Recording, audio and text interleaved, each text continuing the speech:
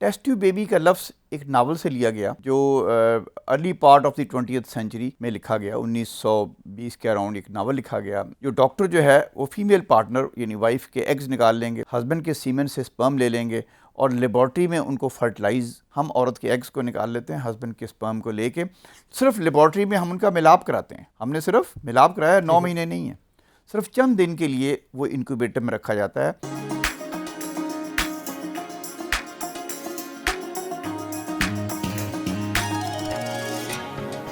جب آپ نے کہا تھا کہ شاید اب پاکستان میں کوئی یعنی کہ اس طرح کا بانجھ پن کا شکار نہیں رہے گا, چاہے وہ مرد ہو چاہے عورت ہو, تو ڈاکٹر صاحب مجھے یہ پہلے بتائیے گا IVF یعنی کہ یہ ٹیکنالوجی ہے کیا؟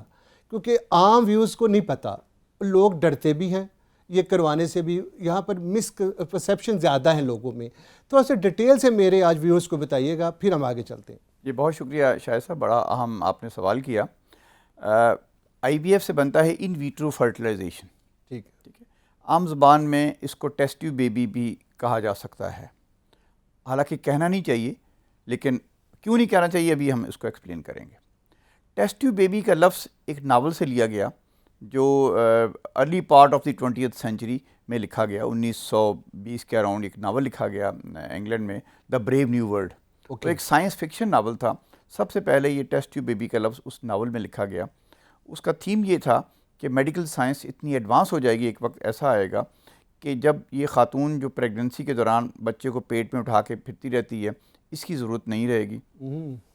جو ڈاکٹر جو ہے وہ فیمیل پارٹنر یعنی وائف کے ایگز نکال لیں گے, ہسبینڈ کے سیمن سے سپرم لے لیں گے اور لیبارٹری میں ان کو فرٹیلائز کروا کے انکیوبیٹر, اس ناول میں جو انہوں نے سین کھینچا کہ بے شمار انکیوبیٹرز ہوں گے اور وہ جو ایمبریو جو ہے دوتھرا کہہ لیجئے خون کا, وہ اس میں رکھا جائے گا اور 9 مہینے جو ہے بچہ اسی کے اندر, عورت کے یوٹرس یا عورت کے رحم کی ضرورت نہیں پڑے گی, اور بچہ جو ہے 9 مہینے اس انکیوبیٹر کے اندر گرو کرے گا. اور 9 مہینے کے بعد جب بچہ فل ہو جائے گا 2 kg 3 kg کا, تو پیرنٹس کو بلا کے یہ بچہ ان کے ہینڈ اوور کر دیا جائے گا کہ یہ آپ کا بچہ ہے, یہ ہم نے آپ کے سپرم لیے تھے, ایگز لیے تھے, یہ بچہ ہم نے لیبارٹری میں ڈیولپ کیا انکیوبیٹر کے اندر. تو اس ناول میں فرسٹ ٹائم اس نے لفظ یوز کیا ٹیسٹ ٹیوب بیبی. اب انٹرسٹنگ بات جو میں آپ کے ویورز کو بتانا چاہوں گا اس پروگرام کے حوالے سے, بہت امپورٹنٹ میسیج یہ ہے کہ اس طرح کا بچہ کہ جس میں ماں کے رحم کی ضرورت ہی نہ پڑے, کوشش کے باوجود آج تک دنیا میں پیدا نہیں ہو سکا. یہ بتانا اس لیے بہت ضروری ہے کہ آج کل 2-3 ویڈیو اور جو ہے سرکولیٹ کر رہی ہیں سوشل میڈیا کے اوپر, جس میں یہ دکھایا گیا ہے کہ جی روبوٹ ہیں اور اس کے اندر جو ہے وہ انکیوبیٹر بنے ہوئے ہیں, اور وہ اس سے بھی تھوڑی سی ایڈوانس ایک وہ سائنس فکشن ناول جو میں نے ڈسکرائب کیا ارلی 20th سینچری میں لکھا گیا, اور ایک آج کل ویڈیو چل رہی ہے یہ بھی سائنس فکشن میں ویڈیو ہے. بائٹ بھی وہ آنے والا فیوچر دکھا رہے ہو کہ وہ ایسے وہ فیوچر دکھا رہے ہیں, فکشن ہے, اس میں کوئی شک نہیں ہے کہ جو کل کی فکشن تھی وہ آج کی ریئلٹی ہے. بالکل, اس میں کوئی شک نہیں ہے کہ جو کل کی فکشن تھی آج کی ریئلٹی ہے. لیکن ہم as a doctors, as a scientist, ہماری یہ ڈیوٹی ہے عوام کو یہ انفارم کرنا کہ وہ ریئلٹی کہاں تک درست ہو چکی ہے. یہ ریئلٹی کہ جی وہ روبوٹ کا یوٹرس جو ہے اس کے اندر بیبی گرو کر رہا ہے اور ماں کی ضرورت نہیں ہے, وہ روبوٹ میں ہی سب کچھ ہو رہا ہے, ایسا ابھی تک پاسبل نہیں ہو سکا. ابھی بھی ماں کے یوٹرس کی ضرورت پڑتی ہے, اور 4 یا 5 دن کے بعد وہ ایمبریو جو ہم نے بنایا لیبارٹری میں اس کو عورت کے اندر ٹرانسفر کرنا پڑتا ہے. اب ہم آتے ہیں کہ IVF کیا چیز ہے. IVF جو ہے وہ اسی طریقے سے جیسا میں نے کہا, ہم عورت کے ایگز کو نکال لیتے ہیں, ہسبینڈ کے سپرم کو لے کے صرف لیبارٹری میں ہم ان کا ملاپ کراتے ہیں. ہم نے صرف ملاپ کرایا, 9 مہینے نہیں ہیں, صرف چند دن کے لیے وہ انکیوبیٹر میں رکھا جاتا ہے. 7 دن سے اوپر جو ہے آج تک وہ گرو نہیں کیا. اگر 7 دن سے اوپر ہم آئیڈیل کنڈیشن بنا کے بھی اگر 7 دن سے اوپر اس کو لے جانے کی کوشش کریں تو وہ ایمبریو گرو نہیں کرتا, وہیں اس کی ڈیتھ ہو جاتی ہے. اس کو یوٹرس کی ضرورت پڑتی ہے. ہم 5-6 دن کے بعد, عام طور پہ ہم آج کل 5 دن میں کرتے ہیں, روٹین 5 ڈیز ہے, 5 ڈیز میں ہم عورت کے یوٹرس میں اس کو ٹرانسفر کر دیتے ہیں. پریگننسی نارمل طریقے سے چلتی ہے اور نارمل طریقے سے ڈیلیوری ہوتی ہے. لہٰذا اگر یہ پروسیس اسی طریقے سے ہے اور اگر آپ اس کو سمجھ گئے ہیں تو اس کو ٹیسٹ ٹیوب بیبی کہنا بالکل غلط ہے. وہ اور اسی لیے میڈیسن کی کسی کتاب میں ٹیسٹ ٹیوب بیبی کا لفظ نہیں ہے. IVF کا لفظ ضرور ہے, IVF ہے, ICSI ہے, PGD ہے, ٹیسٹ ٹیوب بیبی کا لفظ کسی کتاب میں نہیں ہے.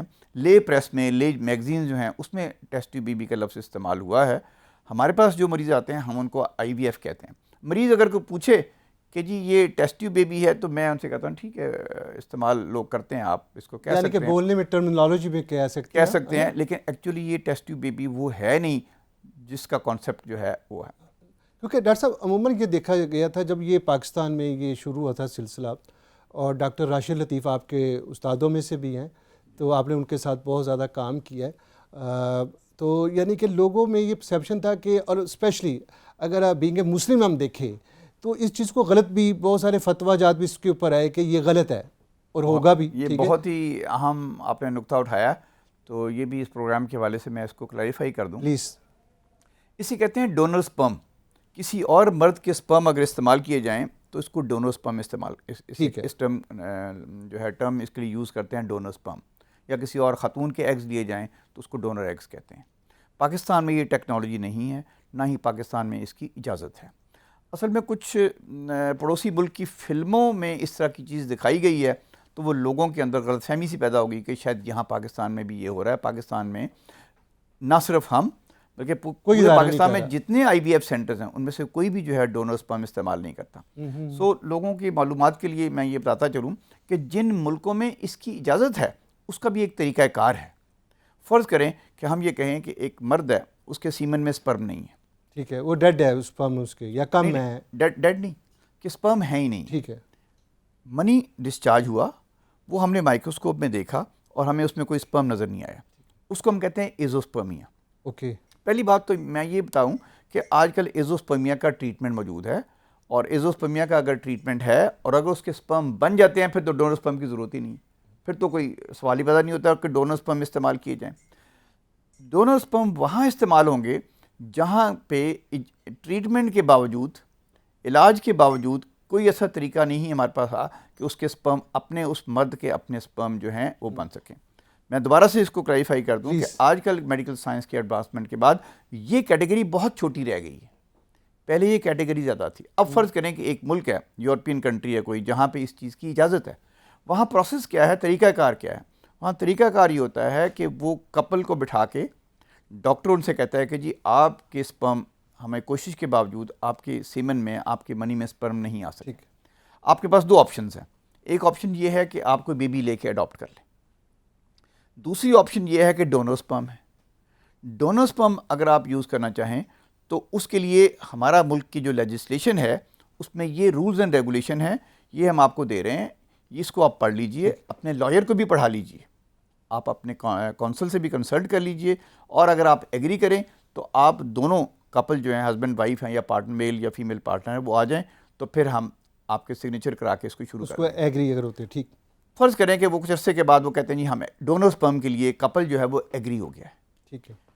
ڈاکٹر, وہ ہسبینڈ وائف کپل, ڈاکٹر اور ایک نرس, ان کے سامنے وہ اسٹیٹمنٹ دیتے ہیں کہ ہم نے یہ پڑھ لیا ہے, اپنے کونسل سے کنسلٹ کر لیا ہے, ہمیں کوئی اعتراض نہیں ہے, اور اس کے کیا رولز اینڈ ریگولیشنز ہیں وہ ہم نے پڑھ لیے ہیں, کس طریقے سے سپرم کہاں سے لیے جائیں گے, عام طور پہ ان نون ڈونر سے لیے جاتے ہیں, ہم اس کی اجازت دیتے ہیں.